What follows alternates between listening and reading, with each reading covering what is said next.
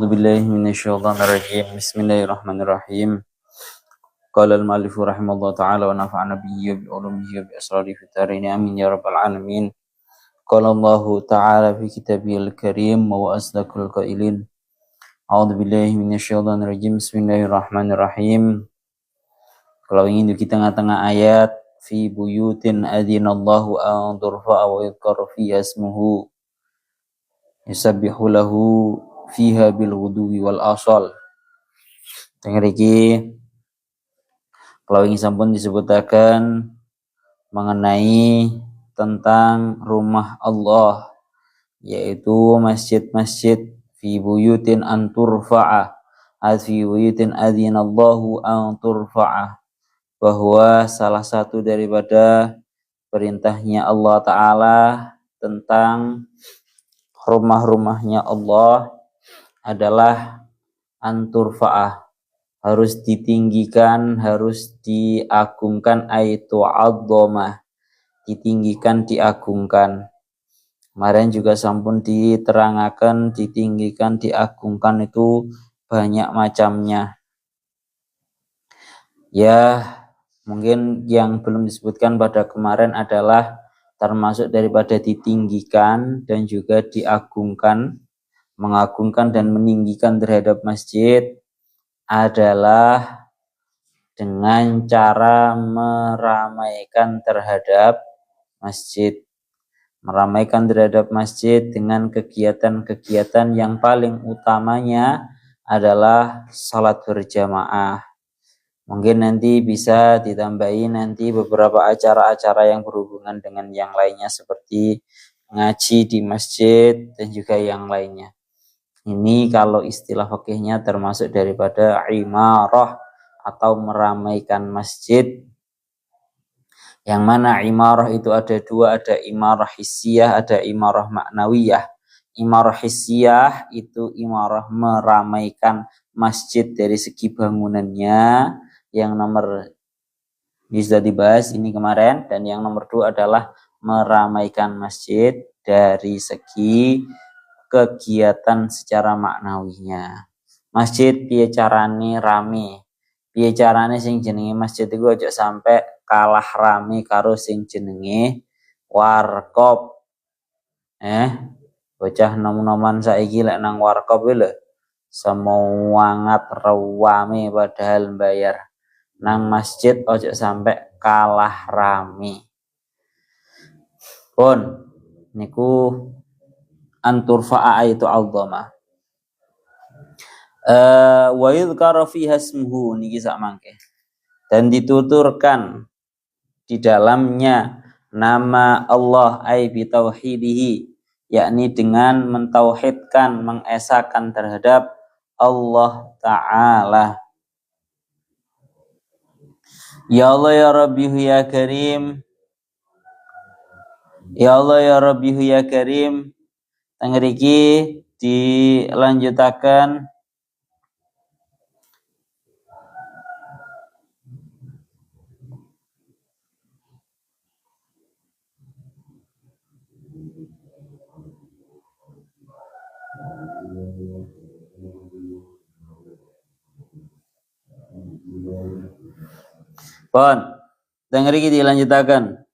wa yudhkara fiha ismu ai bi tauhidhi, dan dituturkan di dalamnya dengan tauhidnya Allah, mentauhidkan terhadap Allah Ta'ala. Bi andukira kana, ya, dengan gambaran bi ayyi dzikrin kana. Ya Allah, bi ayyi dzikrin kana. Jadi termasuk daripada haknya masjid adalah masjid itu merupakan tempatnya zikiran. Wa yudhkara fiha ismuhu, maka seindah-indahnya zikiran itu dikatakan adalah masjid. Masjid itu tempat yang paling utama. Mulanya kita sering mengenal dengan istilah yang namanya i'tikaf atau berdiam diri di masjid. Itu berdiam diri saja di masjid saja itu sudah mendapatkan yang namanya ganjaran. Pun yang paling terutama ya semuanya itu adalah dilandasi tauhid atau mengesahkan terhadap Allah Ta'ala. yusabbihu lahu fiha bil huduwi wal asal. Dalam keadaan ini yusabbihu ini bisa dibaca dua, bi fathil muwahhadati, dengan dibaca fathah ba-nya yang di titik satu menjadi yusabbahu, atau kasriha dibaca kasrah menjadi yusabbihu, yang mana artinya adalah ayyusalli atau yusalla, yakni digunakan sebagai tempat sholat. Jadi tasbih di sini itu maknanya adalah sholat. Sampai lihat di dalam tafsir Sawinya, yusalli fassara at-tasbiha atau fusira at-tasbihu bis-shalah listimaliha alaihi. Kenapa kok pada lafadznya itu yusabbihu atau yusabbahu? Nah, ini kita akan maknanya yusabbihu atau yusabbahu itu maksudnya adalah bukan hanya sekedar tasbih, memahasucikan terhadap Allah, akan tetapi maknanya lebih spesifik adalah sholat.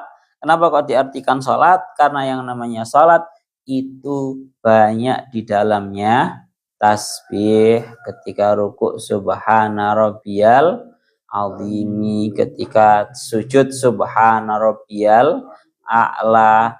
Maka di dalam sholat itu banyak sekali mencakup terhadap yang namanya tasbih. Oleh karena itu Syekh Jalaluddin Al-Mahalli menafsiri yusabbihu atau yusabbahu ditafsiri dengan itu maksudnya adalah sholat. Wa ikhtalafa fil murad bis salat faqil al murad muratus subhi fil hudwi wa biqil khamsi fil asali. Dan maksudnya sholat ini selalu melanggengkan sholat di dalam masjid, yaitu yusabbihu lahu fiha bil hudwi wal asal, digunakan di dalamnya untuk sholat di waktu pagi dan di waktu sore. Ail asyaya min ba'di zawal. Lana tengriki disebutakan bil hudwi masdarun bi maknal huduat ayil bukari, yakni melaksanakan sholatnya itu di waktu pagi, ya, wal asoli, dan juga di waktu sore, ayil asyaya min ba'di zawal, yakni di waktu sore setelah tergelincirnya matahari. Pon tengriki tinggi dikaaken ngoten.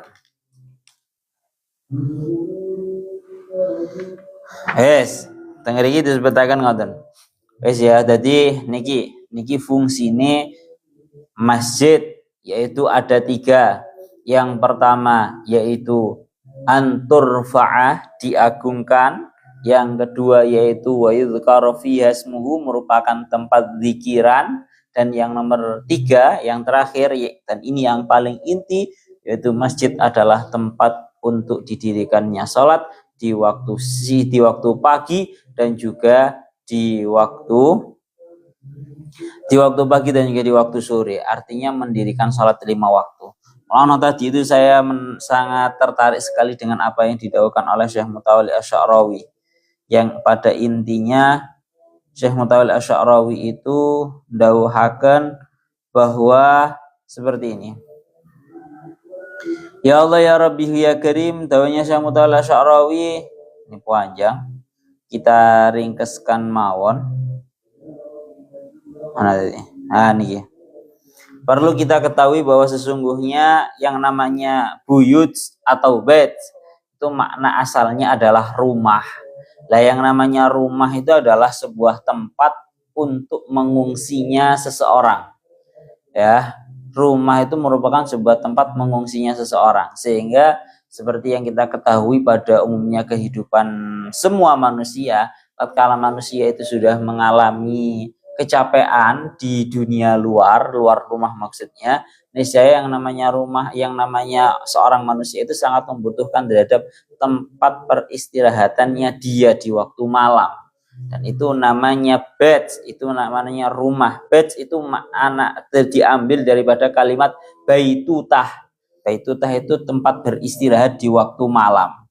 Sehingga tengriki tinggal akan maka seperti halnya para manusia itu mengambil dari bumi ini sebuah rumah, maka Allah Ta'ala wa qad ittakhadallahu lahu baitan fil ardi, maka Allah Ta'ala juga mengambil atau menjadikan sebagian daripada bumi ini menjadi baitullah, menjadi rumahnya. Dan itu seperti yang diindikakan di dalam tafsir ayat lain, itu diindikakan inna awwala baiti wudi'a lin-nasi lalladzi bi Bakkata mubarakaw wa hudal lil alamin. Inna awwala baitin, sungguh awal kali bait atau awal kali rumah yang ditaruh, inna awwala baiti wudi'a lin-nas, yang diciptakan untuk para manusia adalah lalladzi bi Bakkah, yaitu rumah yang ada pada Mekah dalam keadaan penuh barokah.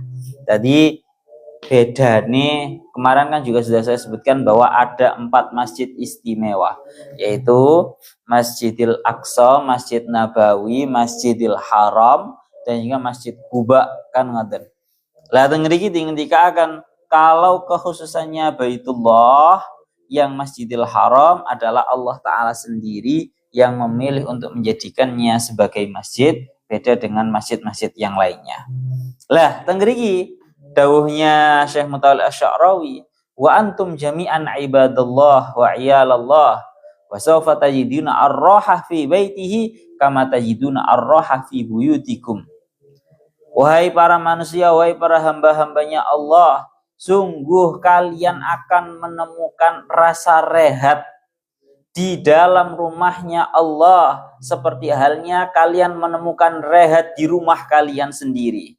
Ma'al farik bainar roha fi baitika war roha fi baitillah, besertaan dengan sedikit perbedaan antara rehat yang kalian rasakan ketika di rumah dan juga ketika di rumah kalian sendiri dengan rumahnya Allah. Jadi Syekh Mutawalli Asy-Sya'rawi ingin memahamkan kepada kita bahwa begini, ar-rahatu fi buyutikum rahatan hissiyatun badaniyatun fi salunin murihin aw matbakhin mali'in bitta'am. Bahwa sebenarnya rumah-rumah kita sendiri ini mengandung yang namanya bisa membuat terhadap kita ini merasakan rehat. Tapi rehatnya adalah rehat secara badaniyah, rehat secara jismaniyah, secara jisim, secara badan kita itu merasakan rehat, yakni dengan cara adanya kasur yang empuk, bisa kita gunakan untuk istirahat yang nyaman, yakni di rumah itu ada makanan yang banyak, yang enak-enak, maka di dalam rumah kita bisa merasakan rehat yang enak berupa rehat yang badaniah. Dan sama, kita nanti di rumahnya Allah Ta'ala, kita juga akan merasakan yang namanya rehat. Hanya saja rehatnya adalah rehat maknawiyah qayyimiyah. Makna rehat di dalam, kita akan merasakan rehat di rumahnya Allah, ini rehatnya adalah secara batinnya kita, secara rohnya kita akan merasakan rehat. Lianna rabbaka azza wa jalla ghaibun fayurihaka aidan bil ghaib. Karena Allah Ta'ala itu adalah zat yang ghaib, zat yang tidak kasat mata, maka kita juga akan mendapatkan rehatnya ya juga sama dari segi al-ghaib juga. Tengriki tinggal akan ngatakan lidzalika kana Nabi sallallahu alaihi wasallam kullama hazabau amrun yakumu ila shalah liyulqiya bi ahmalihi ala rabbih. Oleh karena itu tadi sudah dijelaskan bahwa ketika kita mengunjungi rumahnya Allah dengan cara kita pergi ke masjid dan melaksanakan salat, maka kita akan mendapatkan kerehatan secara rohani kita. Oleh karena itu baginda Nabi sering dawuh kullama hazabau amrun badara ila shalah. Kanjeng Nabi itu ketika terkena sebuah perkara yang agak rumit, ada perkara yang sedang membuat beliau itu galau, cara bahasane gampangane ngomong ngoten. Maka Kanjeng Nabi badara ila shalah, bergegas untuk melaksanakan salat. Tujuannya apa? Untuk menjatuhkan semua tanggungan-tanggungannya dan kemudian diserahkan kepada Tuhannya. Idan fanurun ala nur hadhihi la takun illa fi buyutin allati adzina subhanahu an turfa'a fi dzikri wa ta'ati wa turfa'a amma hillu. Ngriki ngendika akan ngeten. Mulane kula nggih napa namine termasuk daripada bahasane tiang-tiang niku kula sing juga sepakat bahwa tidak ada sosok kekasih yang selalu merindukan dan selalu memanggil terhadap kita untuk bertemu dalam kondisi apapun kita, seburuk apapun kita, semelarat apapun kita, atau bahkan semewah apapun kita. Dalam semua kondisi kita selalu dirindukan dan dipanggil oleh Allah Ta'ala, diajak untuk bertemu minimalnya sehari 5 kali. Kiranya tidak ada di muka bumi ini sosok kekasih yang senantiasa merindukan dan memanggil kesayangannya untuk bertemu sehari 5 kali dalam keadaan menerimanya dalam semua kondisinya. Kondisi baik atau bahkan sekalipun kondisi buruk. Ora enek Pak ceritane wong nang donya iki koyo ngono kuwi ora enek. Kanca-kancane awak dhewe gelem ketemu ambek awak dhewe kalau kita dalam kondisi ketemu ambek awak dhewe, kalau kita dalam kondisi enggak ada yang memanggil kita, enggak ada. Tapi Allah Ta'ala selalu merindukan kita, selalu memanggil terhadap kita. Sekali lagi sehari 5 kali, dan Allah Ta'ala tidak pernah membedakan kamu dalam kondisi terpuruk atau dalam kondisi yang baik. Seolah-olah tengriki dingendikaken, maka inilah pentingnya kita melaksanakan terhadap yang namanya sholat. Ana kula pun singen pun nate matur bahwa asline ngono, cara gampangane ngomong aneh, walaupun pada realnya sulit loh nggih. Walaupun pada realnya sulit, aslinya kita itu aneh kalau sholat nggak khusyuk itu aneh. Karena nopo? Karena katanya kita itu mau hadir untuk sholat dalam keadaan kita ingin melepaskan semua beban-beban duniawi yang katanya itu membuat diri kita capek. Tapi kenapa? Nyatanya ketika kita sudah berada di waktu di mana kita itu seharusnya konsen untuk menghadap Allah, meletakkan segala urusan-urusan duniawi agar kita rehat daripada kecapean duniawi, nyatanya kenapa kok kita masih saja memikirkan hal-hal duniawi di waktu kita itu dituntut untuk melepaskan dan memasrahkan semua urusan duniawi kepada Sang Penciptanya. Pun bahasane ngoten. Teng mriki dingendikaken ngoten nggih. Mulane teng mriki bahasane beliau fa idzal tazamta bi adabil masjid talaqaita mir rabbika nuron ala nur. Tatkala nanti kamu melazimi terhadap pintunya masjid, kamu aktif hadir ke masjid, niscaya kamu akan menemukan dari Allah Ta'ala cahaya di atas cahaya. Wazala angka hilika alham wal gham, dan hilang dari batin kamu segala bentuk kegalauan dan kesusahan. Wa khullat masyakiluka min haitsu la tahtasib, dan akan hilang seluruh permasalahan-permasalahan kamu akan terselesaikan dari arah yang tidak kamu sangka. Jadi nyon sewu yang perlu kiranya untuk kita terapkan kepada diri kita adalah, sekali lagi, lek cara bahasane wong-wong niku, doakan usahamu dan usahakan doamu. Jadi penting kita itu oke lah, kita ada waktu di mana kita itu harus bekerja, oke. Itu namanya usaha. Namun jangan lupa kamu juga butuh untuk mendoakan usahamu itu. Bahwa usahamu itu akan nanti menemui titik kesuksesannya tatkala kamu memasrahkannya kepada Allah. Niku ngoten. Adapun masalah fadilahnya kita menetapkan diri kepada masjid, teng hadise diingendikaken niki terakhir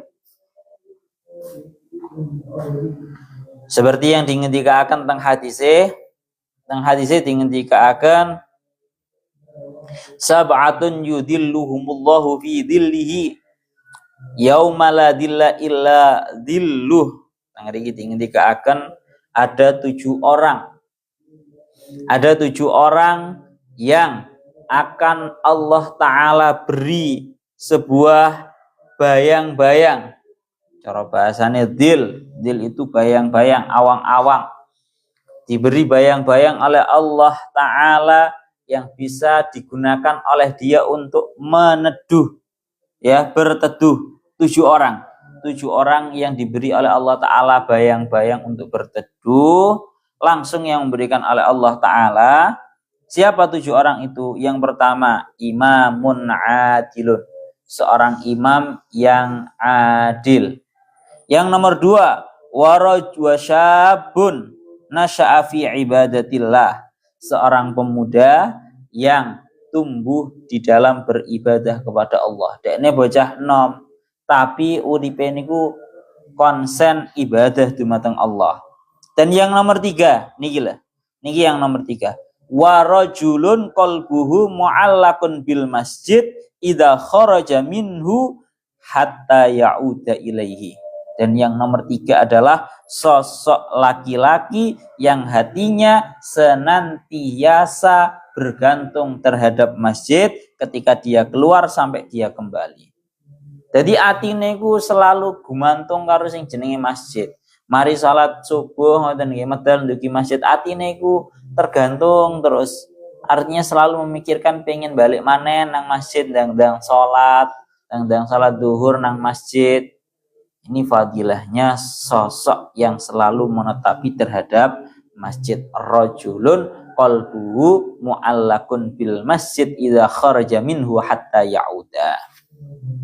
Pun teng mriki diingendikaken ngoten. Mulane tujuane awak dhewe budal nang masjid seperti yang didhawuhkan oleh Syekh Mutawalli Asy'arawi, ka'annaka dhahabta lil masjid litakhudha syahnatan imaniyatan tu'inuka wa tusaitiru ala kulli hawasika fi harakatika fit tijarati wa fil intaji wa fil istihlaki wa fi kulli ma yanfa'uka wa yunmi hayatak. Niki diingendikaken bahwa seolah-olah kita berangkat ke masjid tujuannya tidak lain tidak bukan adalah itu merupakan syahnah imaniyah. Syahnah niku maknanya ngeces, Pak. Cerging, ngeces. Ya. Ces iman, mencerging terhadap iman kita, mengecas terhadap iman kita sehingga membuat diri kita kembali kuat, sehingga membuat diri kita itu semakin hebat untuk menghadapi kenyataan dunia setelah sholat. Mulane Allah Ta'ala niku dawuhe mboten kok senantiasa terus-terusan awak dhewe dikongkon sholat, ngoten mboten. Realitanya di dalam ayat lain, setelah seseorang itu melakukan sholatnya secara baik, perintahnya Allah Ta'ala memerintahkan kepada para manusia untuk melanjutkan aktivitas kerjanya. Di dalam surat Al-Jum'at ayat 10, Allah Ta'ala dawuh, فَإِذَا قُضِيَتِ الصَّلَاةُ فَانْتَشِرُوا فِي الْأَرْضِ وَابْتَغُوا مِنْ فَضْلِ اللَّهِ. Tatkala kamu telah selesai dari sholat, tatkala sholat itu sudah diselesaikan, fantashiru fil ardi, maka hendaknya kamu kembali kepada bumi kamu, kembali kepada dunia kamu sing kerja ndang kerjawab tahu min fadlillah, cari daripada anugerahnya Allah, dari rizkinya Allah. Snidanya Syekh Mutawalli Asy'arawi, Allah Ta'ala boten kok cara bahasane niku memerintahkan sholat yang boten. Sing kerja sholate ojo lali, sholat dhisik, marono bali omane salat bali omane kerja. Pun niku ngoten nggih.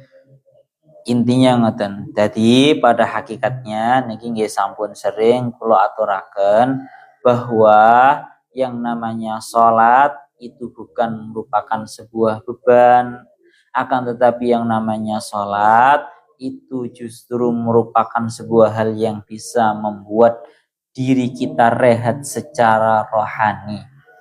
Real ya, cuma sing garai rodok abot itu kan awak dhewe kan dibot-boti karo setan toh Pak. Jadi ketika kita itu mendapatkan bisikan tentang beratnya sholat oleh setan, maka ingatlah bahwa justru dengan sholat itu bukan merupakan sebuah beban, akan tetapi justru yang namanya sholat itu merupakan rohatun jasman, rohatun ya Allah ya Rabbi ya Karim rohaniyatun, merupakan sebuah rehat yang sifatnya rohani. Itu membuat rohani kita menjadi lebih terasa enteng, lebih terasa tenang. Real, semua orang yang saya rasa semua orang pernah melakukan tersebut, hanya saja seringkali kita masih dikalahkan oleh setan-setan yang ada pada hati kita yang senantiasa terus-menerus membisikkan agar untuk kita malas beribadah.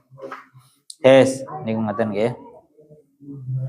Ya Allah ya Rabbi ya Karim. Kita lanjutkan. Rijalun niki wingi sampun kula maknani nggih.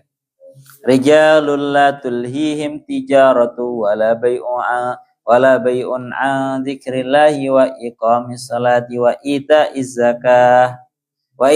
zakati yakhafuna yawman tataqallabu fihi al-qulub wal absar liyajziyahumullahu ahsana ma 'amilu wa yazidahum min fadlih wallahu yarzuqu man yasha'u bighairi hisab. Surat An-Nur ayat 38. Rijalun la tulhihim. Kula muratirin.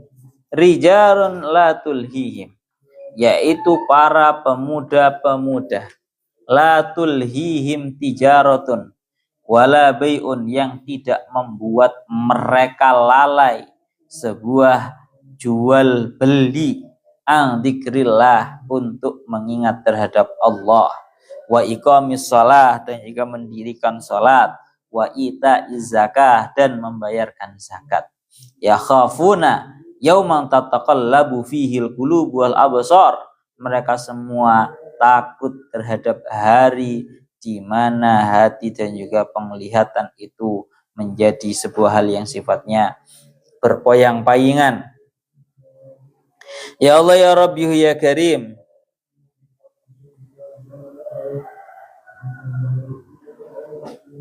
Tangriki dilanjutakan malih.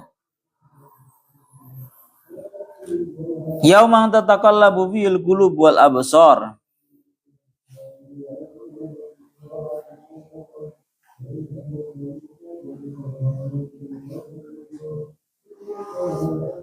Wes ya, itu sampai kono ya, ayat 37 kono ya.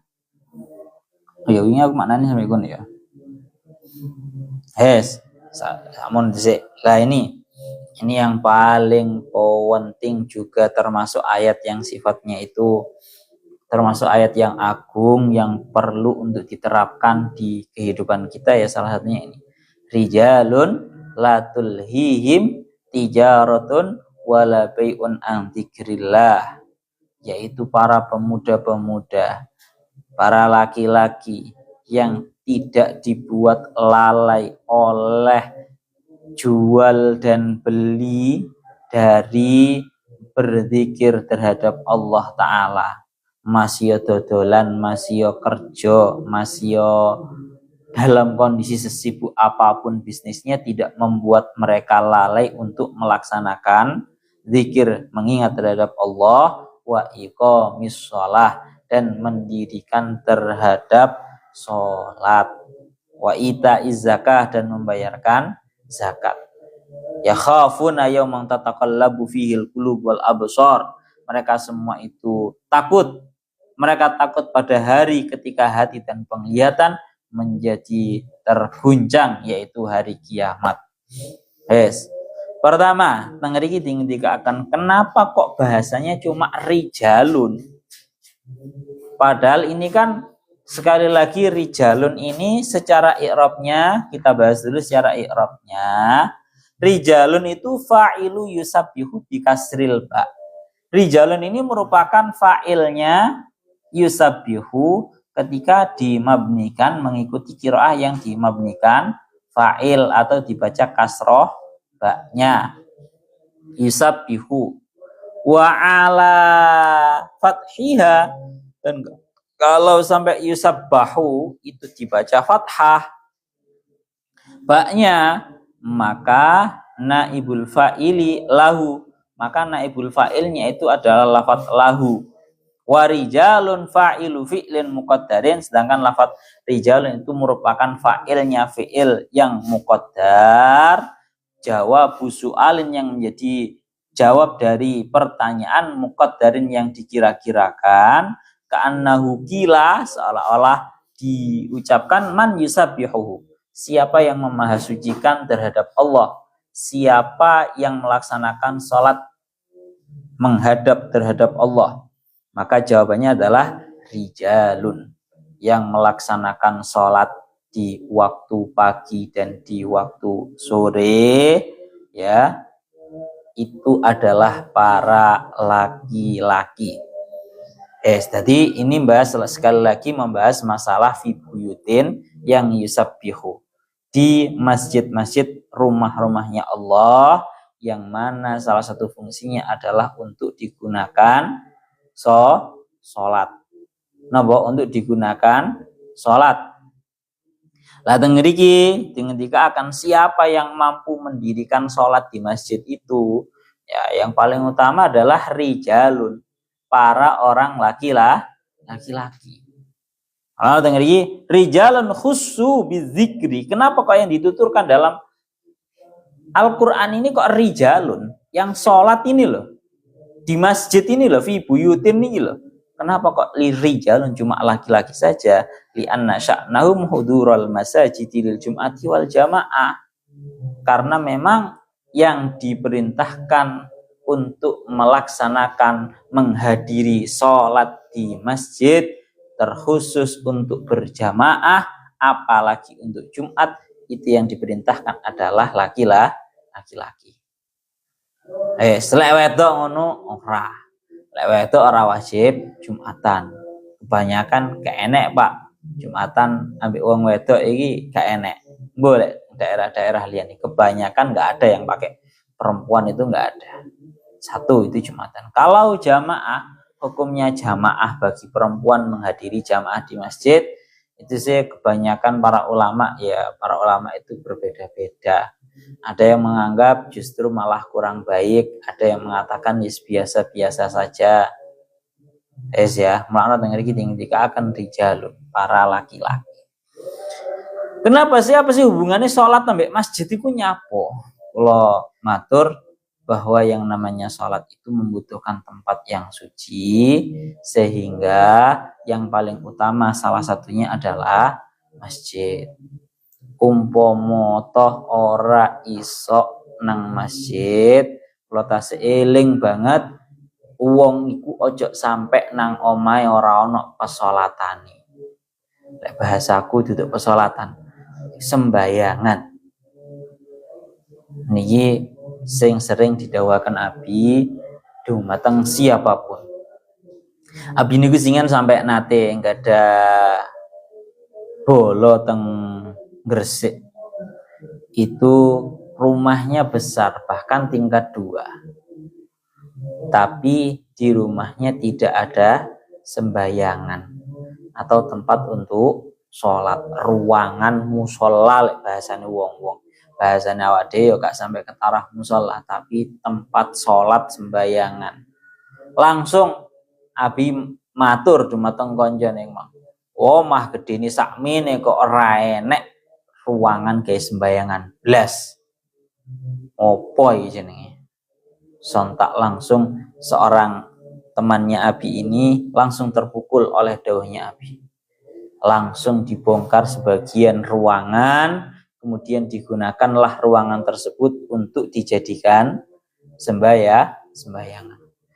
Apa sih tujuan ya iku mang lho? Monggo lek nang omahe ku ana panggon sembayangane, ku penak gawe nglakoni salat iku lho enak. Gawe nglakoni salat iku enak, gak bingung. Wis pokoke penak jajalan dhewe. Wong sing omahe gak duwe sembayangan, coba sisakan ruangan ya kecil sajalah, gak usah terlalu besar. Katakan ini ya 1,5 meter, kuat dewa. 1,5 meter musuh 2 meter ngono wis kuat dhewe pisan. Ben rada gede maneh ya 2 meter kali 3 meter. Kok gedhen wis cuwili sakmene. Sakmene kira-kira ya 1,5 meter ya nek ya. 1,5 meter ge wong loro iki pisan. 1,5 meter kali 2 meter ngono wis kuwede pisan. Niku ngoten. Ya Allah ya Rabbihu ya Karim. Tang niki dilanjutaken rijalun latulhihim. Para pemuda-pemuda, para orang laki-laki yang tidak lantas menjadi lalai oleh dagangan dan belinya, jual dan belinya. Tijaratun aisyiraun wala bai'un. Jual dan belinya. Di sini lebih didahulukan tijarah daripada be'. Ya, kalau tijarah itu kan maknanya membeli, aisyira. Kalau be' itu maknanya menjual. Tanggal ini dikatakan khussa at-tijaratu bisyira wa in kana lafdhu tijarah yaqau 'alal bai' aidan li dzikrihi al-bai'a ba'dahu wa qila al-murad bit tijarah haqiqatuha wa yakunu khussa al-bai'u bi dzikri li anna al-ishtihal bihi a'zam li kauni ribhi al-hasil min al-bai' najizan muhaqqaqan wa ribhu al-hasil min asy-syira' mashkukun fihi mustaqbalun fala yakadu yushghiluhu. Nang ngriki dikatakan biasane wong ku lek wis ana dagangan baik jual atau beli itu niscaya membuat seseorang itu seringkali lalai. Wong lek wis dodolan mbak wis lali kabeh. Pamane ana promo, wah wis lali. Contoh ringan saja, orang kalau sedang berada nang mall, ada sawan nang belanja muter-muter, ora krasa waktune, roro sak jam, 2 jam, kirane waktu dhuwur sik ana padahal marono wis masuk waktu asar, sering kali terjadi. Lah melaknat teng mriki dikatakan ngeten. Tijarah itu maknanya menurut sebagian ulama maknanya adalah syira atau membeli. Ada yang mengartikan tijarah itu maksudnya adalah sebuah dagangan. Dan disebutkan sebuah be' yang artinya itu menjual, lebih disebutkan secara sendiri karena antara membeli dan menjual itu orang lebih suka terhadap menjual. Karena wong golek dodol iku batine nyoto. Sedangkan orang itu kalau membeli iku batine gak tapi nyoto. Paham ora? Jadi wong lek dodolan, katakan dodolan HP iku luwih seneng. Karena umpama payu HP-ne langsung duwike cair daripada orang yang membeli. Kalau membeli itu ya mungkin walaupun sekalipun diskonan bahasanya harganya lebih murah, tetap saja lebih menyenangkan ketika menjual. Tengah iki dikatakan ngoten. Yang mana itu semua tidak lantas membuat mereka lalai. Ngoten nggih, tidak lantas membuat mereka lalai untuk mengingat Allah Ta'ala dan mendirikan sholat. Iqamis sholah itu tak marbutohnya dibuang, hudifa hatfuha'i iqamatin tahfifun. Dibuangnya hak di sini tujuannya untuk memperingan. Jadi iqamis sholah. As-salatu li annaha ta'khudhu waqtan minal amal wa katsiran ma yanshahil al-mar'u bi amalihi wa tijaratihi an iqamatis salati dhannan annaha satudayyu alaihi al-waqta wa tufawwitu alaihi masaliha katsirah. Nah iki ingin dikatakan kalian Syekh Mutawalli Asy'arawi bahwa salat itu kan memang 5 waktu. Lah, salat yang 5 waktu itu otomatis mengambil waktu dari waktunya bekerja, yang sehingga seringkali menyebabkan dan menimbulkan persepsi pemahaman pada orang-orang bahwa kalau dia itu nanti tersibukkan terhadap sholat, banyak waktu yang tersita untuk melaksanakan sholat. Waduh, aku sholat aja kok banyak waktu yang tersita ini untuk melaksanakan pekerjaan. Kebanyakan seperti itu. Padahal realitanya wong lek digawe istirahat ya. Wah, sekali lagi manusia itu butuh yang namanya istirahat. Mulane wong lek jam istirahat lebih memilih istirahat menggunakan kayak scroll HP biasanya kan ngoten nggih. Lah, ngriki bahasane Syekh Mutawalli Asy'arawi wa katsiran ma yanshahilu al-mar'u bi amalihi wa tijarati an iqamatis shalah. Seringkali banyak sekali dari kita yang masih tersibukkan oleh pekerjaan dan dagangnya untuk mendirikan sholat. Dan ini yang perlu digarisbawahi. Dhannan annahu satayudayyu alaihi al-waqtah. Dalam keadaan menyangka bahwa yang namanya sholat itu hanya akan menyia-nyiakan waktu. Ya, wa tufawitu alaihi masalihah katsirah, akan menyebabkan dia kehilangan banyak kemaslahatan. Wa kadzalika yang duru ila zakah, sama halnya pandangan orang-orang umum pada yang namanya zakat atau mengeluarkan sebagian hartanya. Mereka menyangka bahwa ala annaha tanqusu min mali, yang namanya zakat itu hanya mengurangi uang. Boleh angel kok, banyak yang berkata seperti itu. Maka secara tegas Syekh Mutawalli Asy'arawi beliau dawuh wa hadhihi nadratun khati'atun hamqa, ini merupakan sebuah pandangan yang salah sekaligus bodoh, terlalu idiot ini pandangan yang seperti ini. Li'annal falah alladhi yukhriju min mahzanihi ardaban minal kumhi liyazra bihi ardahu al-ahmaq yaqul al-mahzan naqasa ardaban ammal akil fayasiku anna hadzal ardab sayatadha'afu indal hasadi ad'afam mudha'afah. Tengeri dikatakan lo justru begini pola pikirnya. Orang kalau mengatakan bahwa yang namanya sholat itu hanya akan menyia-nyiakan waktunya untuk bekerja, justru sholat itu akan menyebabkan dia kehilangan banyak kesempatan bagus. Itu adalah orang yang dikatakan sebagai orang yang idiot. Karena nopo? Perlu kita ketahui, kalau kamu ingin mendapatkan segala kemudahan dalam urusan pekerjaan dan juga semua urusan perdaganganmu, maka kembali kita kepada yang memiliki rizki, yang memiliki waktu, yang mengatur waktu. Lane awak dhewe niki suwering pun kula bolak-balik maturaken, wong wis pokoke oleh pitulung karo Gusti Allah, masih ora patek mempeng-mempeng nemen iku lho, koyok wis diparingi gampang, kabeh lancar. Sering kula maturaken. Cara bahasane idza kana aunullahi lil mar'i nasira tahayyalahu min kulli sa'bin muradu.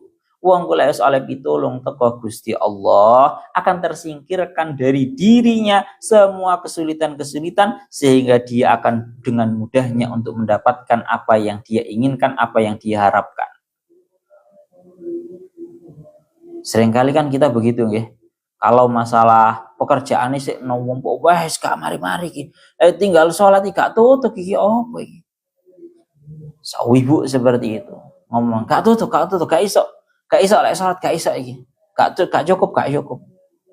Ya. Padha uga lek semisal ono banyak pembeli, waduh, pembeline akeh rek, sikit tinggal sholat ya opo iki, malah pembeline melayu iki. Seringkali kan kita berpikir seperti itu. Maka kita harus menegaskan sekali lagi bahwa semuanya itu milik Allah, dipermudah dan diperbanyak dan diberi barokahnya itu dari Allah. Maka sama seperti halnya harta pun juga untuk dizakatkan, wa ita'iz zakat untuk membayarkan zakat. Cara bahasa tentang salah satu itu hadis sing sering diaturakan kalian guru kula, la yang kusul malu min sadaqatin bal yazdad bal yazdad bal yazdad. Tidak akan kurang sebuah harta karena disedekahkan, bal yazdad, akan tetapi pasti akan bertambah, diulangi 3 kali oleh Kanjeng Nabi. Bal yazdad bal yazdad bal yazdad. Justru akan bertambah, justru akan bertambah, justru akan bertambah. Kon. Ngerti yang tiga akan ngoten. Wa ita izzakah ya khafuna yauman tataqallabu fihil qulubu wal absar. Mereka takut terhadap hari di mana hati dan juga penglihatan di dalam hari tersebut itu menjadi terguncang. Aitat taribu fihi al-qulubu wal absaru minal khauf. Dari hati al-qulubu bainan najati wal halak wal absaru bainan nahiyatil yamin wa shimal wa huwa yaumul qiyamah. Yaitu hatinya tergoncang, penglihatannya pun juga tergoncang. Hati tergoncang karena al-qulubu bainan najati wal halak. Hatinya terguncang gundah gulana, iki aku selamat apa ora? 1.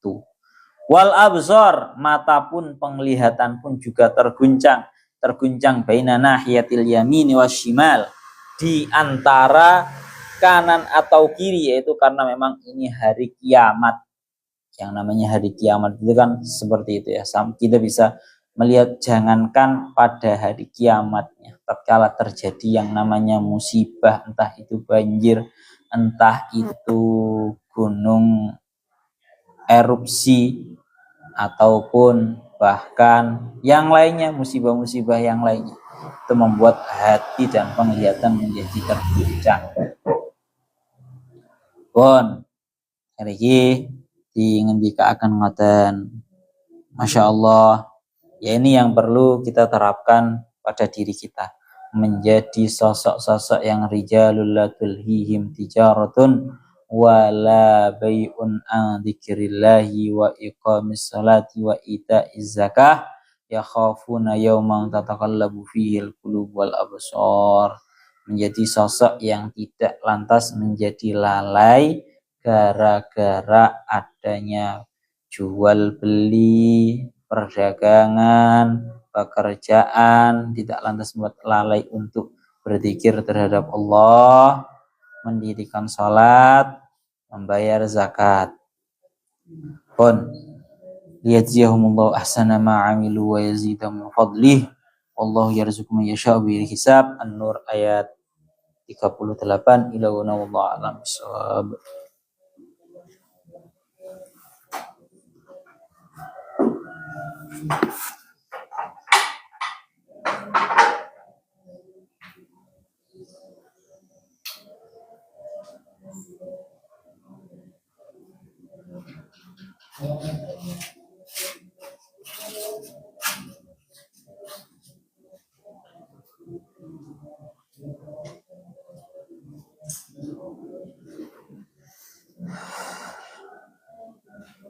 Yes, amin.